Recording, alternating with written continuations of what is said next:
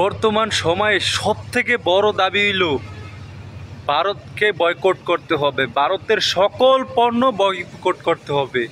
ভারতের সাথে সকল যত আছে, এই যে বাংলাদেশের গ্যাস ভারতে নিয়ে ওরা বিক্রি করে কত, 300 টাকা ছিল আগে, এখন মনে হয় একটু বাইরে 600 টাকা হয়েছে। ওরা বিক্রি করে আমাদের দেশের গ্যাস নিয়ে 600 টাকা, আর আমাদের কিনা লাগে বাংলাদেশে, আমাগো দেশে গ্যাসের খনি আমগো কিনা লাগে 1500 টাকা বোতল। এই দুঃখ আমরা কোথায় রাখবো বাংলাদেশের মানুষ? আমাদের দেশের গ্যাসের খনি থাকা সত্ত্বেও আমাদের কেন এত টাকা দিয়া গ্যাস কিনা লাগবে? কেন আমাদের একটা গ্যাসের বোতল 1500 টাকা দিয়ে কিনা লাগবে? অথচ আমাদের দেশ থেকে গ্যাস আমদানি করিয়া ভারত আজকে তারা 300 টাকা থেকে 500 টাকা বোতল বিক্রি করতেছে, আর আমাদের দেশে এক বোতল গ্যাস কিনতে গেলে লাগে 1500 টাকা। কেন এটা? অতি দ্রুত, যত দ্রুত সম্ভব এই ভারতে গ্যাস দেওয়া বন্ধ করা হোক। শুধু গ্যাস দেওয়া বন্ধ না, ভারতের সাথে যত আমদানি রপ্তানি আছে সব কিছু বন্ধ করে দেওয়া হোক। বাংলাদেশের সাথে আমদানি রপ্তানি করার জন্য অনেক রাষ্ট্র আছে, পাকিস্তান আছে, তারপর আরও অন্য অনেক রাষ্ট্র বসে আছে। পেঁয়াজ, আলু, যত যা লাগে সব কিছু অন্য অনেক রাষ্ট্র আছে যাদের সাথে আমদানি রপ্তানি করা যাবে। অতএব ভারতের সাথে ভারতের যত পণ্য আছে সব পণ্য বয়কট করা হোক।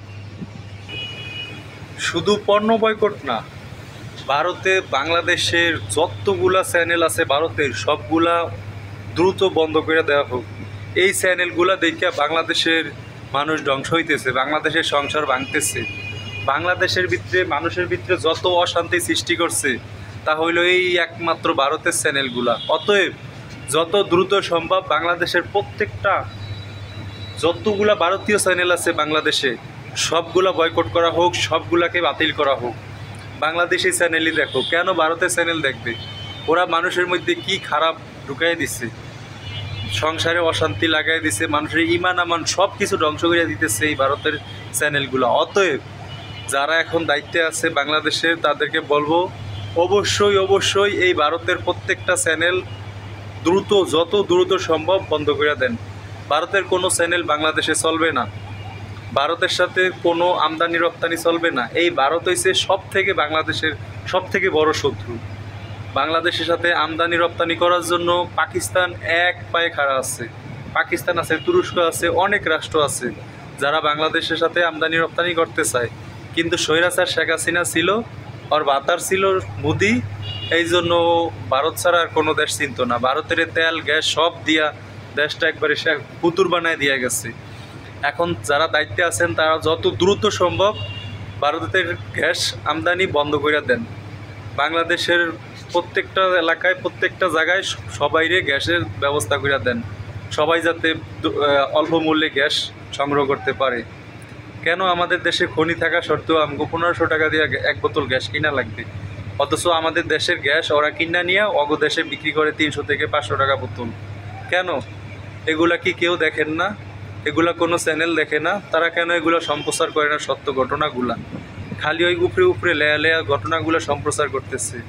প্রত্যেকটা চ্যানেল বাংলাদেশে সবাই, প্রত্যেকটা যত সিন্ডিকেট, যত 2 নম্বরই আছে সবগুলা আপনারা তুইলা ধরেন, সারা বাংলাদেশের মানুষ দেখুক এবং সরকাররা যারা দায়িত্বে আছে সবাই অবগত হোক। তাই যত দ্রুত সম্ভব ভারতের সাথে সকল সম্পর্ক বন্ধ করতে হবে। বাংলাদেশের দেওয়া গ্যাস লাইন কাইটা দিতে হবে, বাংলাদেশের দেওয়া গ্যাস লাইন, এবং প্রত্যেকটা ভারতীয় চ্যানেল বন্ধ করে দিতে হবে। ভারতের সাথে কোনো আমদানি রপ্তানি চলবে না। আমদানি রপ্তানি করার জন্য অনেক রাষ্ট্র আছে, অনেক রাষ্ট্র হাত পাইতে আছে। আমাদের দেশে পেঁয়াজের সংকট, যদি আমরা পেঁয়াজ সঠিকভাবে সংগ্রহ করে রাখি তাহলে এই সংকট দেখা দিবে না। পেঁয়াজ, রসুন, আদা থেকে যত যা লাগে, যত যা ভারত থেকে আমদানি রপ্তানি করতো এগুলা পাকিস্তান থেকে আমদানি করা যাবে, তাও আবার এখন যেই দাম আছে তার থেকে 3 গুণ কমে দামে।